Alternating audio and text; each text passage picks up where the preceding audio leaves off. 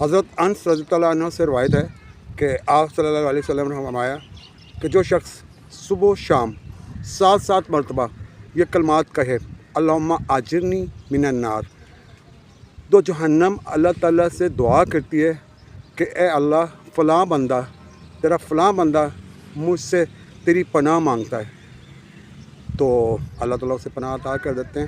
تو اسی طرح سے ایک اور حدیث ہے، حضرت مسلم بن حارث تمیمی رضی اللہ عنہ سے روایت ہے کہ آپ صلی اللہ علیہ وسلم نے مجھ سے فرمایا کہ جب تم فجر کی نماز پڑھ لو تو بغیر کسی سے بات کیے بغیر یہ الفاظ 7 مرتبہ کہو، اللہم اجرنی من النار، اللہم اجرنی من النار، اللہم اجرنی من النار۔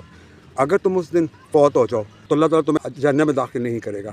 اور اسی طرح شام کو مغرب کے بعد یہ الفاظ 7 مرتبہ پڑھ لو اور کسی سے بات کیے بغیر یہ کلمات پڑھو، اللہم اجرنی من النار۔